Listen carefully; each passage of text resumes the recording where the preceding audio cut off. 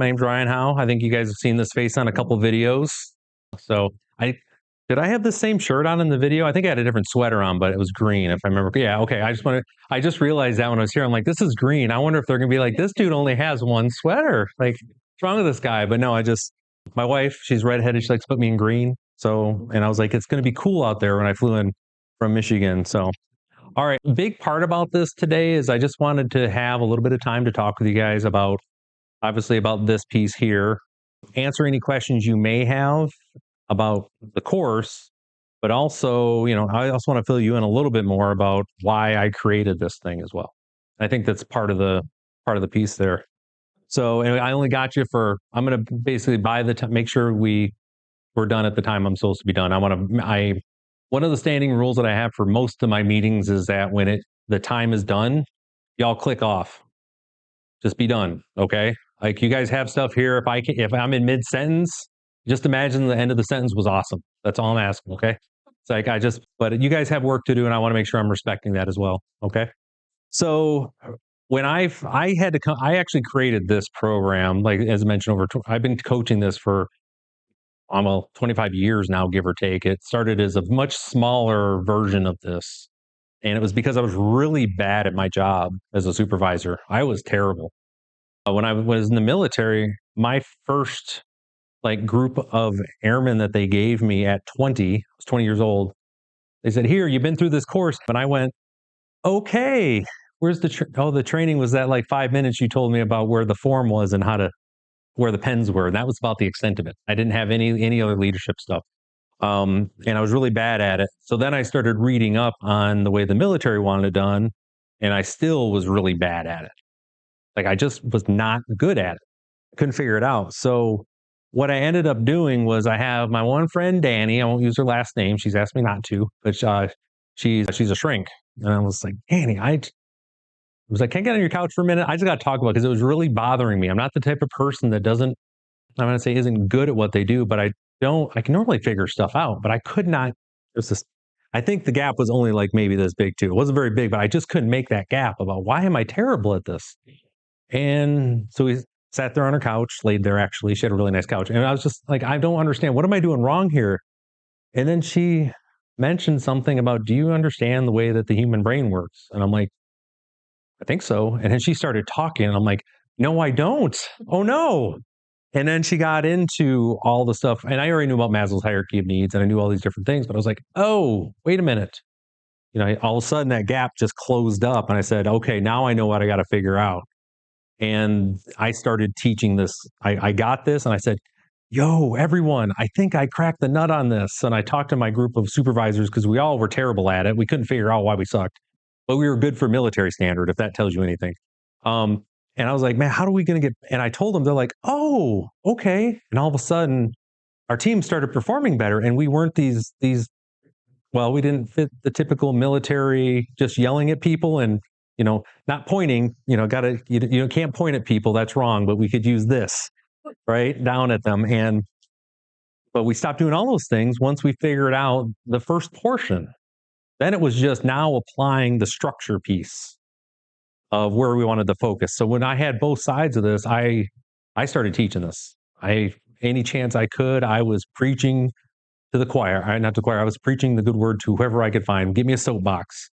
And then I built it out a little bit more. And then they had me on the speaking tour, and then they had me this thing. And now once I got out into the real world, that was a really interesting piece. Now I got out in the real world, and they're like, wow, you don't have any leadership training at all anywhere. I was like, oh my gosh. And there's folks that they might have their first person they're responsible for until they're in their 30s. I'm like, man, I got a whole decade on you. I've just from when I saw my first, 18 of them, but my first person, and I had training, and how scary that must be. And I was like, okay, there's something here. And that's, again, where I eventually got into this work as far as consulting. But at the companies that I worked at, I started implementing this from the senior leadership teams all the way down to first line supervisors. And I worked on over the course of last winter and then throughout the summer, getting things recorded and building this out so I could have a course to put this in front of folks so they could get this, because this is the good word.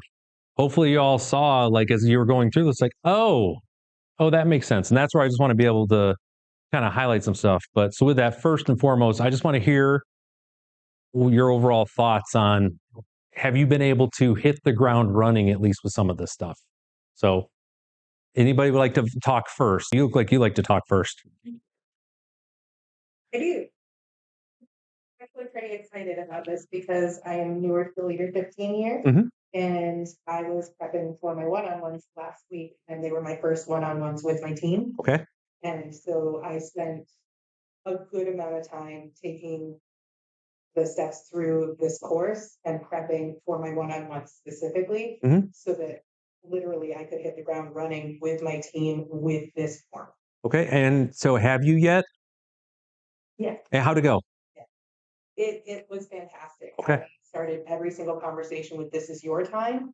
This is not about us," and I established that to be the vibe for our one-on-ones Mhm. going forward. Great. So it's gonna be their time. If there's follow-up, it's gonna be in a different format, and we talked about how that would all work, so that if they're getting feedback, they don't have to come into a meeting and prep for, brace for, "Well, this is gonna be talking about," and sort of feedback, what do you have for me?" It's your time, not mine. Perfect. Perfect. That's good. I like the way you did that too. And that, again, knowing that the fight or flight's there. Like, hey, this is, you're coming in. We're not this. I understand the juices are flowing. You're prime, but we don't do that here. We don't do that right now. This is just us to talk, me to get some information. So cool. That's awesome. Hey, Irma, how about you?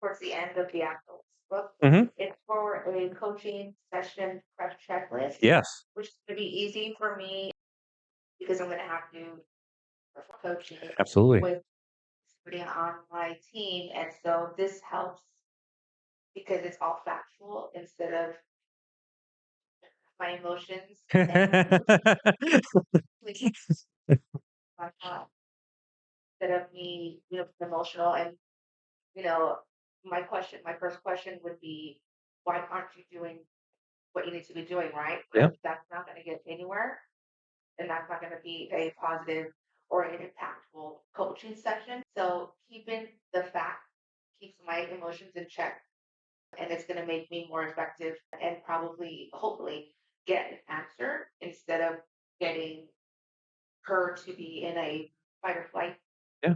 kind of closed off, feeling. And so I'm grateful for this. Yeah, no worries. That's yeah, you're well, and that's why we put it there. That again, this isn't for the person.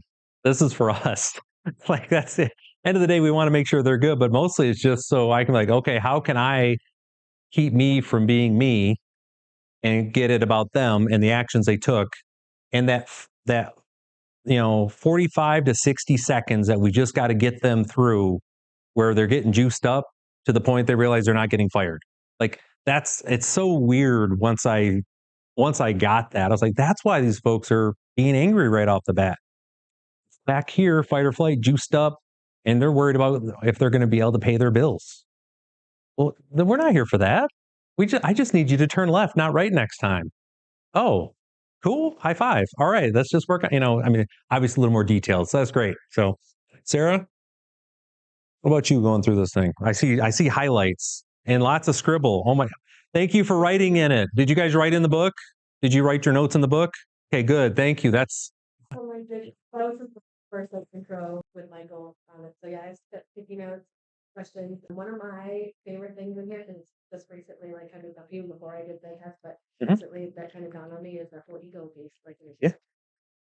full of that. And I know I talked to Lily about it and trying to take the emotion out of things because it's hard to let go of this and use this and pivot on the right path and sometimes redirect, but just keeping in mind to be mindful of people's egos and respectful. Yeah, it's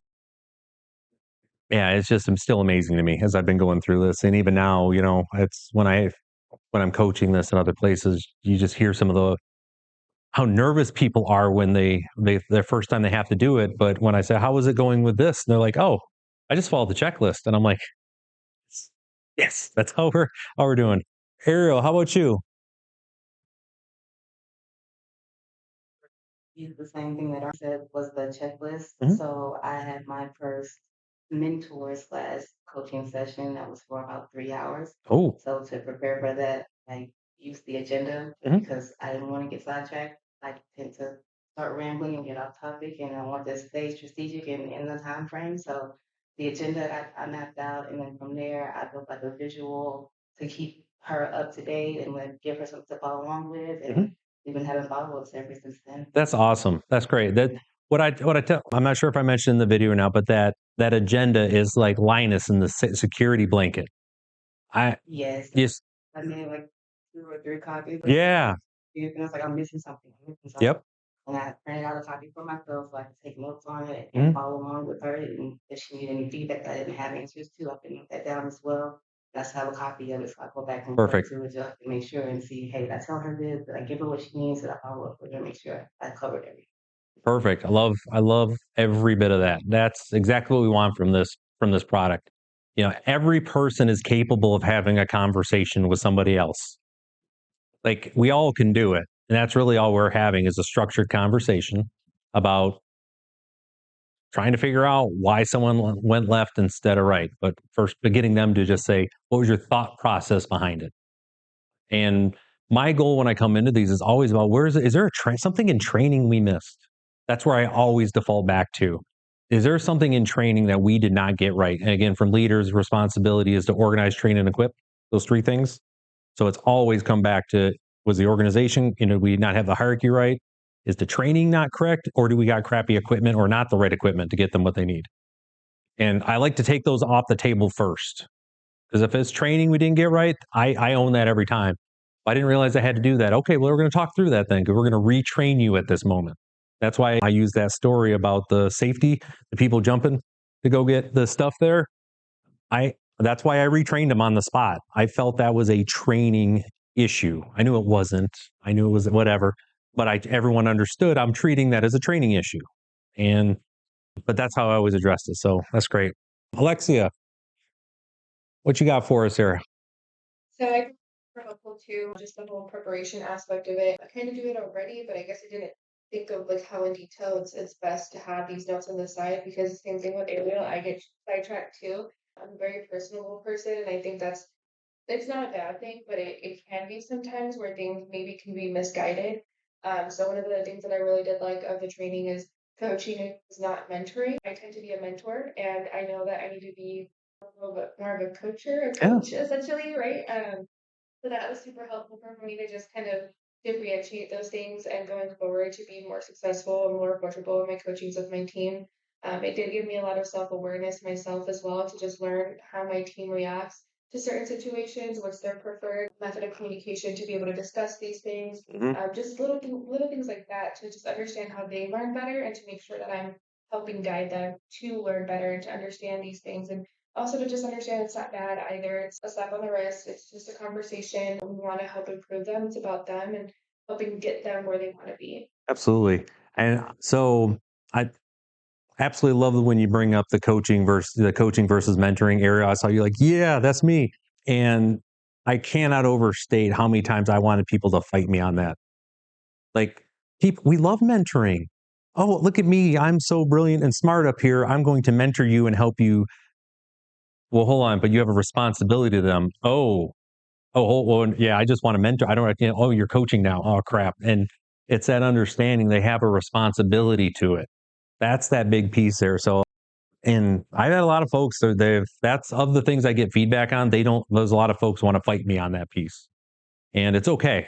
I mean, they're just wrong. I'm perfectly fine with but understanding that it's your responsibility as the coach as well. So, okay, Emily.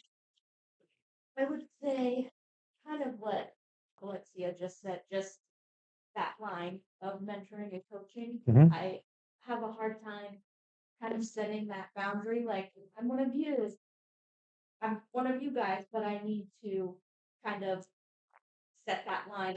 Yes, I'm on your team, but also this is how it needs to be done and kind of set that more of leadership tone, Sure. I'd say. Yeah. And then the follow up really helped too, because that was something I struggled with, how to follow up and how to do it, the best way to do it, the proper way to do it. Yeah. And so this helped organize my thoughts. Being the- That's great. And there's two things I want to touch on there. Two things particularly is that when I was promoted to basically senior management, they said it was, hey, welcome to they. I talked about this earlier. Welcome to they. You're now they. I was like, they don't know what they're talking about.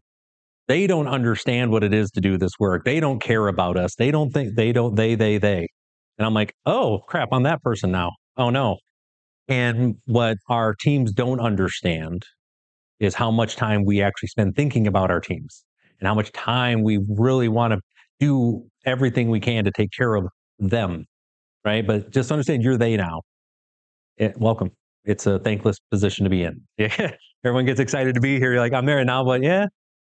Like, welcome. It's a good time. So, but the other one, so that follow up, that's one of the reasons it fails. That's why we really are terrible. We collectively are terrible at our coaching conversations. We don't follow up because we want to be done. It's icky, right? It's got that ick doing those things, right? I know ick was earlier in the year, but I'm bringing it back for I I'm bringing it back. I'm bringing it back now. Don't worry. So, but it's on the ick lists of I don't want to have that conversation again because nobody likes to be that person to do that, and usually they're not fun conversations. Who cares? It's our job.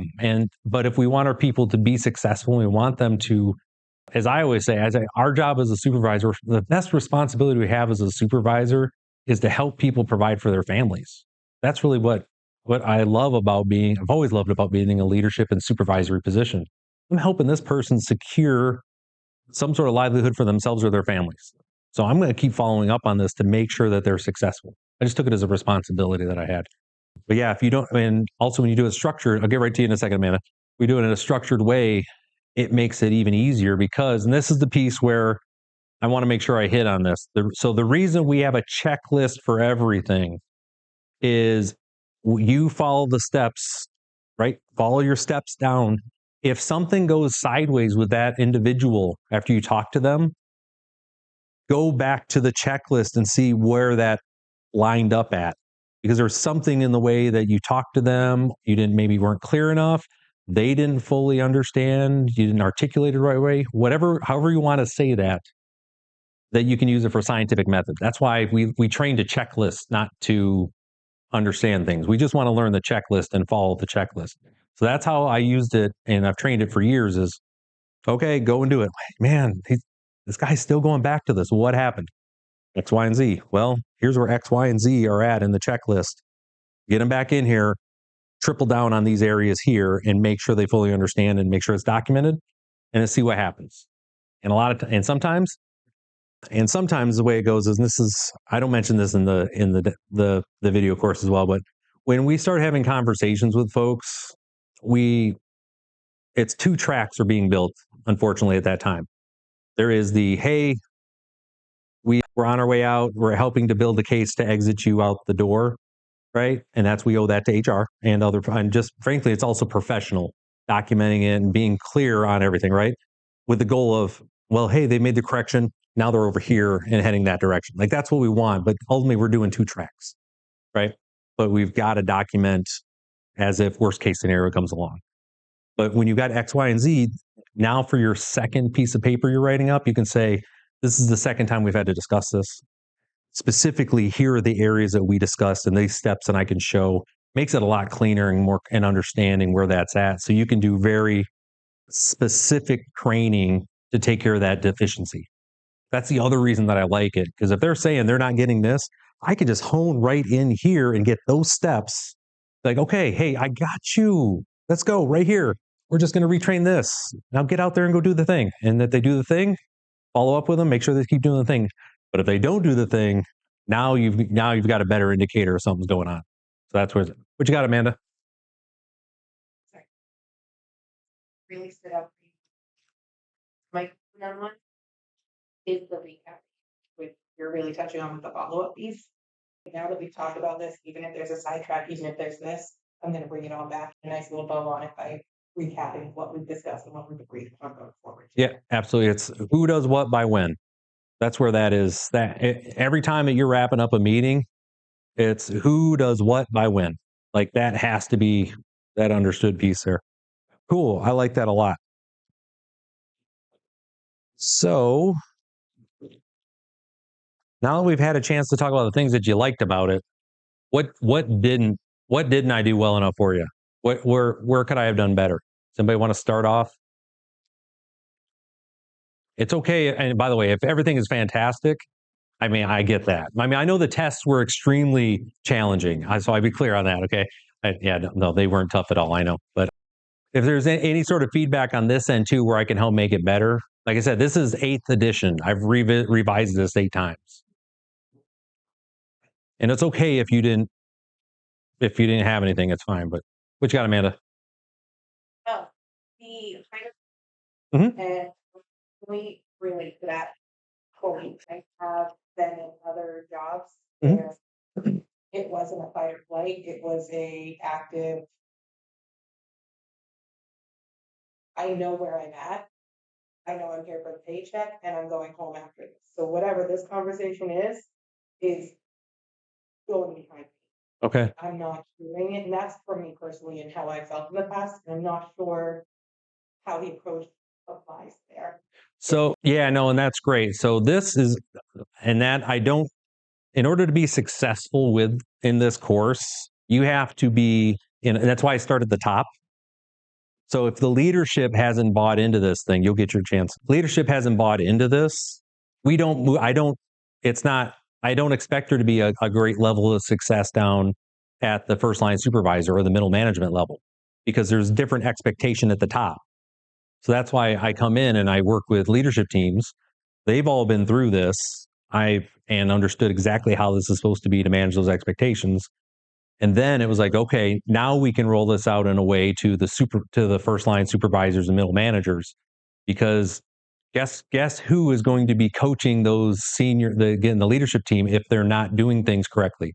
The boss loves this thing. So that's the idea, is that I get buy-in from the bosses, and then we set it up for the middle managers and the supervisors at that point, for that very reason, that it's whoever that supervisor, whatever that area. Do you guys think that a toxic workplace is going to want to have this thing around?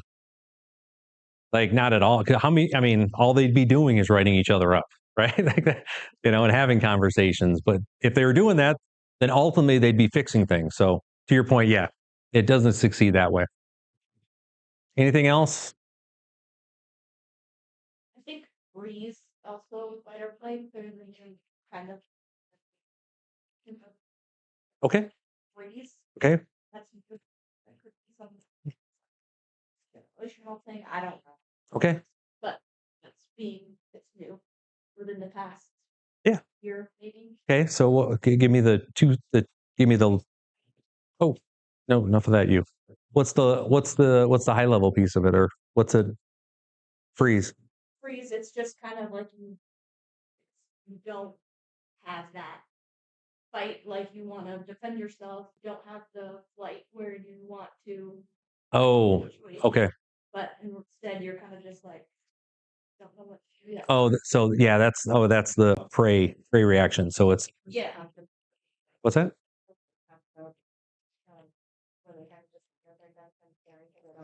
They do it well, yeah. Yeah, where you glaze out because you're overstimulated and stuff.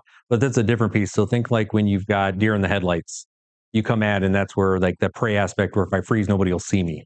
Like that's literally what they're doing. Yeah. Like they can't see me now. Like, yeah, I sure can. But okay. But so I use the phrase that I had, and I normally cover that during the in person one, is vapor lock is what I called it, where it's just, oh, I don't know what to do, and you got to help them get to that spot there. But okay, I'll take that under consideration, because that happens from time to time, especially the Gen Z kids. They fold like a lawn chair, man. Yeah. Yeah. All that being said, though, and this is the part that I'm really excited about with Gen Z, though, and and again, the younger folks that are there, they have not had what would be considered any sort of level of structure or a focus on excellence put in front of them most of their life. And what I've discovered is when we get them and you put on, say, listen, here's what I need you to do step by step. Just go do this. And all of a sudden they're actually able to follow through on these things, but they see progression, but then you can start giving them more.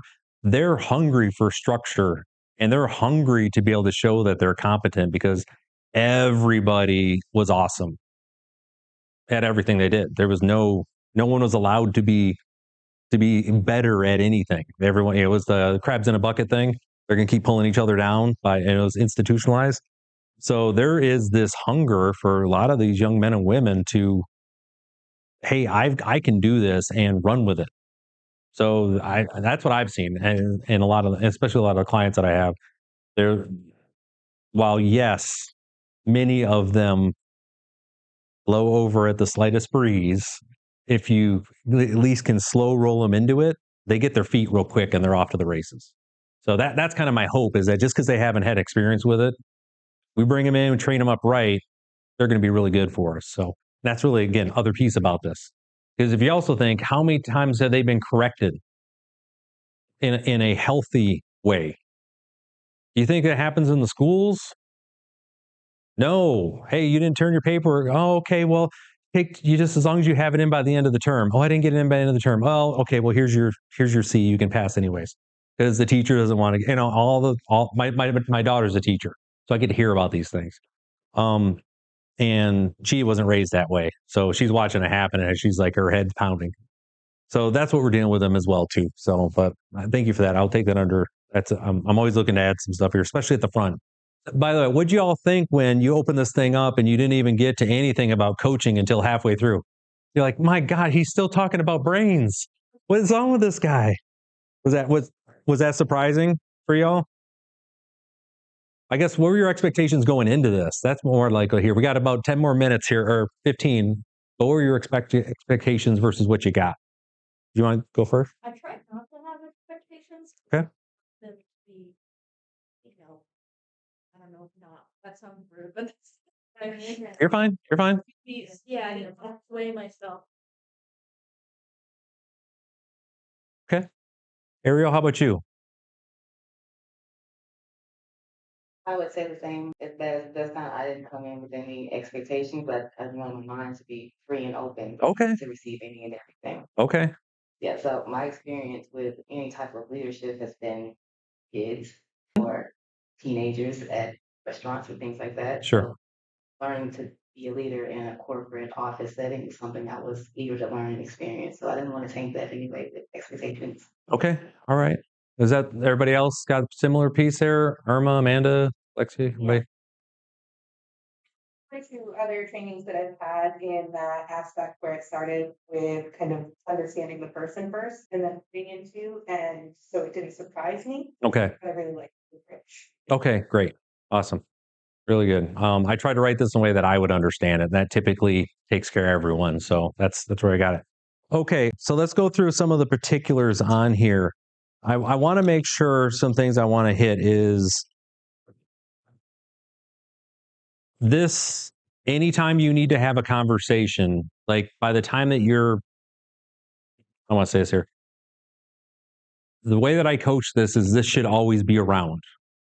If you're getting ready to have any conversation that involves your subordinates, or it's, that type of thing, even if it's quick, like I mentioned before, just get a sticky note. Y'all got this. Just grab this thing and just make sure you run the checklist real quick. Okay. I cannot overstate this. This is not a training that you can get and then you just have. The intention is, this is a checklist that you have to prepare yourself to then go into it.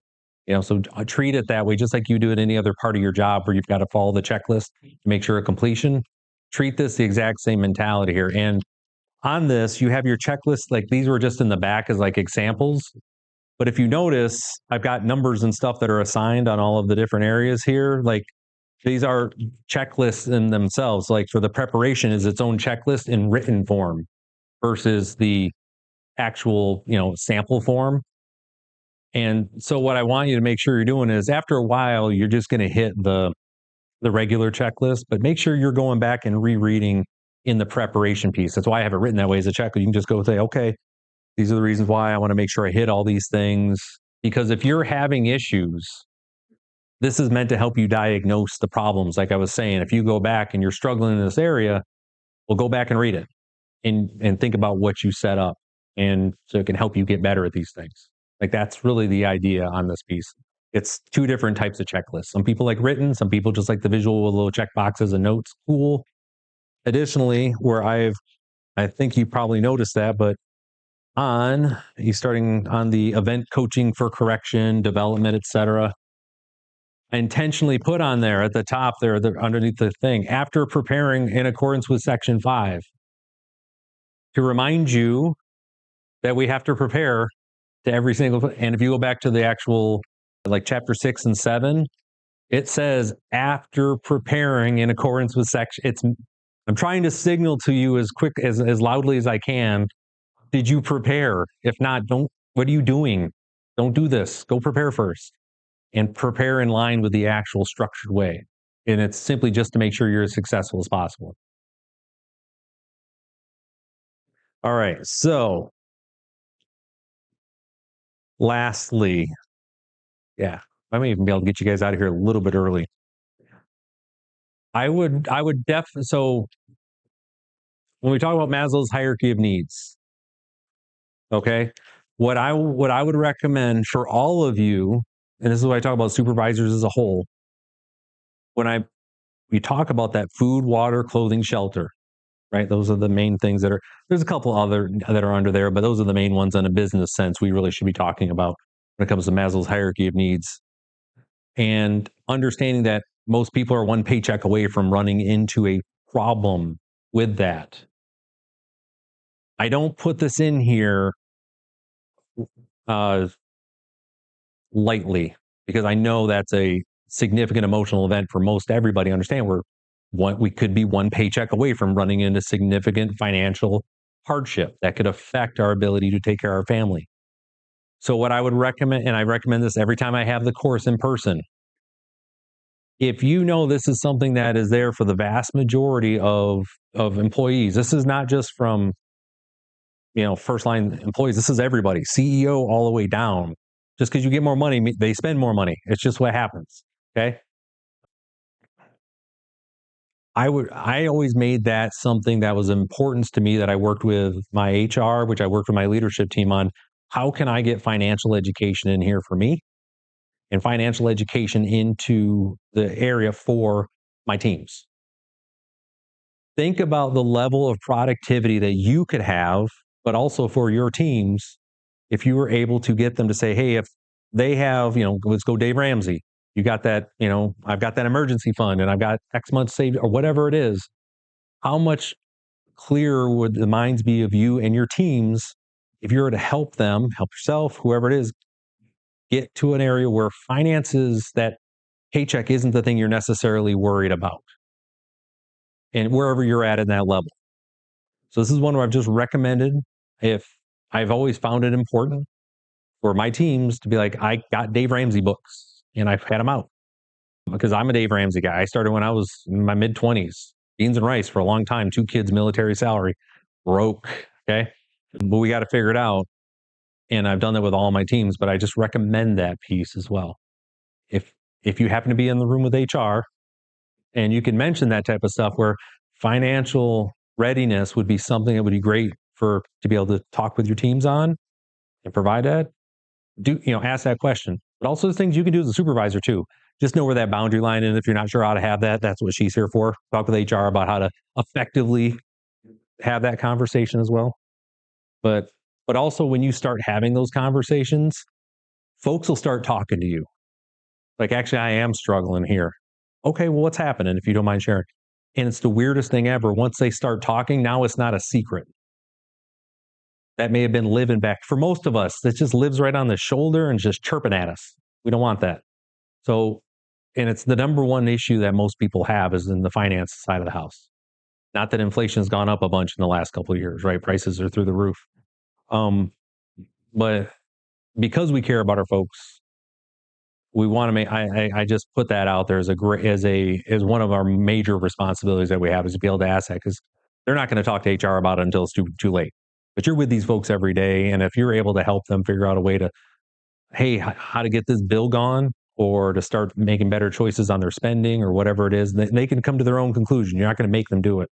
But putting that information in front of them, I think that's one of the things that we don't do enough as supervisors. to be able to help the folks cross that bridge. So, all right. So we got 7 minutes before I'm going to cut y'all loose.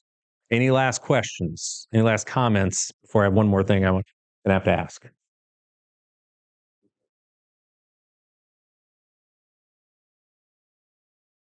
Okay. All right.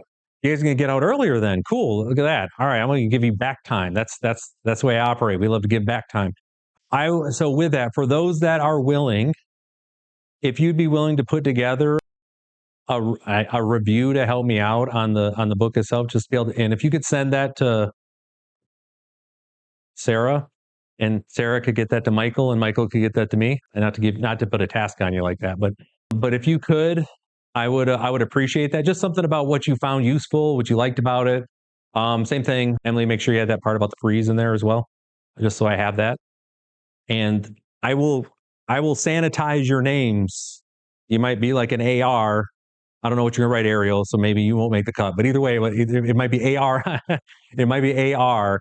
And then the job title you work in or whatever, to be able to have on there, just to be able to help folks out, because this is of the talks that I give in person. This is my most in demand one that I have, where folks ask me to come in and they pay me to come in to give this one. And it's something I do for my clients. I'm like, here, what can I do to help out you guys? So, all right. Well, thank you very much for your time today. I'm glad, enjoy the time as a supervisor. It's some of the most fun and challenging and frustrating and fun and challenging stuff that you'll do. And it's enjoyable. So, all right, I'll let y'all get out of here. Thank you for your time today, folks. I appreciate it. Y'all take care.